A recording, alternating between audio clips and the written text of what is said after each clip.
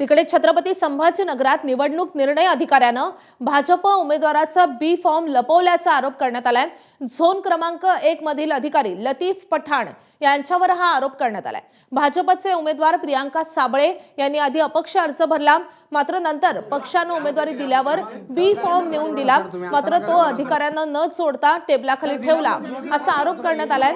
छाननीच्या वेळी बी फॉर्म नसल्यामुळे साबळेंचा अर्ज बाद झालाय। पठाण यांनी संबंधित उमेदवाराला अपक्ष घोषित केल्यानं संतापलेल्या कार्यकर्त्यांनी त्यांच्या दालनात प्रश्नांची सरबत्ती करत अधिकाऱ्याला धारेवर धरलंय। या घटनेचा व्हिडिओ आता व्हायरल होतोय।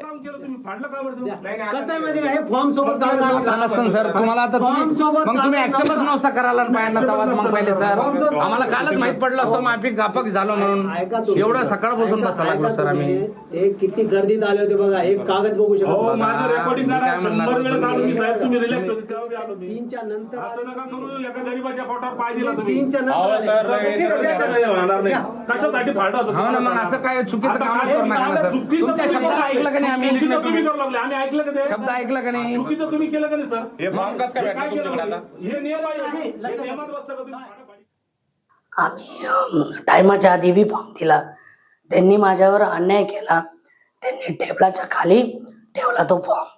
आणि जेव्हा आम्ही विचारायला गेलो तेव्हा ते म्हणाले की हा फॉर्म तुमचा नाही आहे। आम्ही खूप विनवण्या केला त्यांना जोडण्यासाठी, त्यांनी जोडला नाही। आम्ही त्यांना विचारणा केली, खूप विनवण्या केला, त्यानंतर त्यांनी आमचं असं निदर्शनात आलं की पक्षाने दिलेला कमळ हा त्यांनी स्पष्ट त्यांच्या टेबल खालून लपवलेला तो अर्ज आम्हाला आमच्याकडे दिला आणि आता लावायचा तर लावा। त्यानंतर टाइम खूप झालेला होता, 4-5 वाजले होते। 5 वाजेनंतर आम्ही काहीच करू शकलो नव्हतो, परंतु आज आम्ही या ठिकाणी न्याय मागण्यासाठी, माझ्या पत्नीला न्याय मिळावा, अनुसूचित जातीची एक महिला आहे, या ठिकाणी कुठं अन्याय होता कामा नये, त्या दृष्टिकोनातून आम्ही आज मनपा आयुक्त आणि निवडणूक अधिकारी संबंधित जे काही कोणी असेल त्यांच्याकडे तक्रार करू।